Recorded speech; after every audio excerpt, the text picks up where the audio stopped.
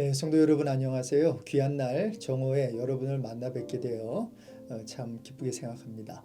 오늘은 쉼이란 주제로 여러분과 함께 정오의 크리스마스 메시지를 나누어 볼까 합니다.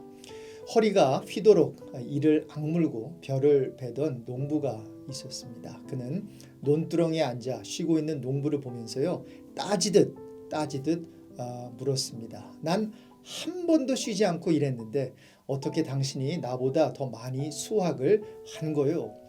다른 농부가 말했습니다. 난 쉬면서 낫을 갈았거든요.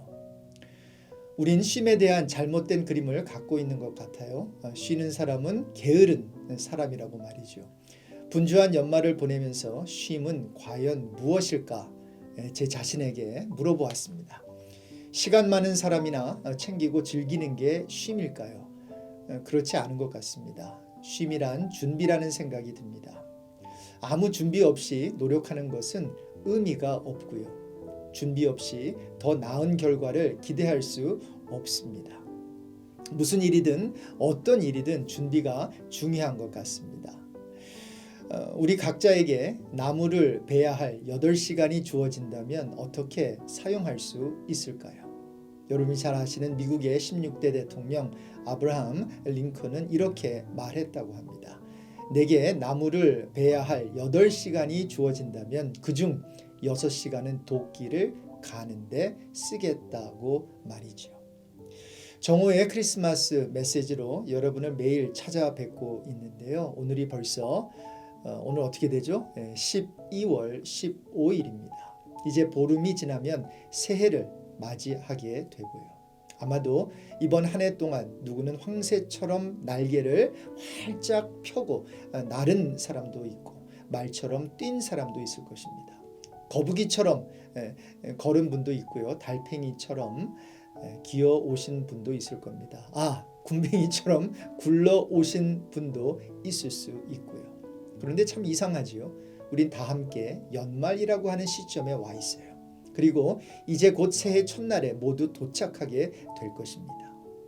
새해 첫 기적이라고 알려진 시가 있습니다. 황새는 날아서, 말은 뛰어서, 거북이는 엉금엉금 걸어서, 달팽이는 꼬물꼬물 기어서, 그리고 군뱅이는 뒹글뒹글 굴렀는데 한날 한시 새해 첫날에 도착했다는 내용입니다. 그런데 바위도 앉은 채로 새해 첫날에 도착해 있었다고 하네요. 날아와도 뛰어와도 걸어와도 기어와도 굴러와도 움직이지 않아도 놀랍게도 한날 한시 새해 첫날에 다 같이 도착했다는 것이고 이것이 새해의 첫 기적이라고 시인은 말합니다. 그렇습니다. 속도는 다 다를 수 있어요. 출발점도 모두 다 다를 수 있어요. 스피드와 출발점은 조물주가 정해주는 것이기 때문입니다. 조물주는 독수리의 강한 날개도 지으셨지만 참새의 작은 날개도 만드셨어요. 그리고 바위는 스스로 움직이지 못하게 만들어졌고요. 하지만 바위는 창조된 목적을 이루어냅니다. 빠르다고 움직인다고 쉬지 않고 일했다고 교만할 필요 없습니다. 반대로 느리다고 가만히 있다고 쉬고 있다고 반드시 문제가 되는 것도 아닙니다.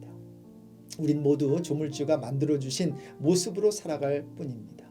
우린 그렇게 한 해를 살았고 그렇게 살다 보니 우린 모두 연말이라는 이 시점까지 온 것입니다. 그리고 이제 연말이 지나면 대망의 2023년이라고 하는 새해 첫날 같은 시간에 도착하게 될 것입니다. 그러니 열심을 내는 것도 좋고요. 스피드를 내는 것도 좋지만 나의 페이스를 유지하기 위해 쉬는 것 또한 이 분주한 연말에 필요하지 않나 생각해 봅니다. 마리아는 마리아로서 할 일이 있었지요. 마르다는 마르다로서 할 일이 있었어요. 마리아는 주님 발 앞에 앉아 있었고요. 마르다는 주님의 밥상을 차리기 위해 부엌에 있었어요. 다른 점은 마리아는 좋은 편을 택한 것이고 빼앗기지 않는 것을 선택한 것입니다. 열심히 일하는 것을 뭐라고 하는 것이 아닙니다. 단지 주님 발 앞에 안식하는 것은 다른 차원의 좋음이라는 것입니다. 여러분은 좋은 것, 빼앗기지 않는 것을 선택해 보셨나요? 세상의 왕 바로는 가서 일해라고 부추기지만 천국 왕 예수는 와서 쉬라고 하십니다. 일의 보람도 분명히 있지요. 하지만 쉬지 않고 일하는 노동은 미련한 것입니다. 성경은 노력으로 얻지 못하는 것을 안식을 통해 얻을 수 있다고 가르치는데요. 그것이 바로 구원입니다. 성경은 우리에게 예수를 믿고 예수 안에서 안식하는 자는 영생을 얻는다고 말씀합니다. 그렇습니다. 우리는 주 안에서 노동 공동체가 아니라 안식 공동체로 부르심을 받았습니다. 성탄절 시즌의 주인공 되신 예수님은 말씀하십니다. 수고하고 무거운 짐진 자들아 다 내게로 오라. 내가 너희를 쉬게 하리라. 나는 마음이 온유하고 겸손하니 나의 멍에를 메고 내게 배우라. 그리하면 너희 마음이 쉼을 얻으리니 이는 내 멍에는 쉽고 내 짐은 가벼움이라. 바쁜 연말을 보내고 계십니까? 그렇다면 이 성탄 시즌의 주인공 되신 예수님 발 앞에 잠깐이라도 쉼을 가지면 어떨까요? 분주한 성탄 시즌에 우리 모두에게 필요한 크리스마스 선물이 있다면 쉼이라고 하는 선물이 아닐까요? 죄인들에게 안식이라고 하는 선물을 주시기 위해 이 세상에 오신 예수님을 오늘 하루도 묵상하는 그러한 복된 날이 되길 소망합니다. 주님, 어느 한 일 중독자가 고백했다고 합니다. 전에는 일을 위해 사람을 만났고 그러다 보니 사람을 이용했다고 말이죠. 이제는 일보다 사람이 좋다고 하면서 그렇기 때문에 사람을 만난다고 합니다. 그래서 지금은 사람을 위해 일을 하고 그러기 위해 일을 쉬고 사람을 만난다고 하네요. 우리 주님도 일이 아니라 이 세상을 이처럼 사랑하셔서 이 땅에 구세주로 오신 줄로 압니다. 그리고 오셔서 안식일의 주인이라고 선포하시고 죄인들에게 모든 죄로부터 안식을 허락해 주시는 주님을 오늘도 생각합니다. 주님, 오늘도 속도를 줄이고 천천히 가게 해 주십시오. 가끔은 걸음을 멈출 수 있는 지혜도 허락해 주십시오. 게을러지고 싶어서가 아니라 더 부지런해지고 더 효율적이게 일하고 싶기 때문입니다. 오늘도 바쁜 이민 생활이지만 천천히 여유를 가지고 인생을 누릴 수 있는 복된 날이 되게 해 주십시오. 항상 어느 때나 성탄 시즌의 주인공 되신 예수님의 이름으로 기도드립니다. 아멘.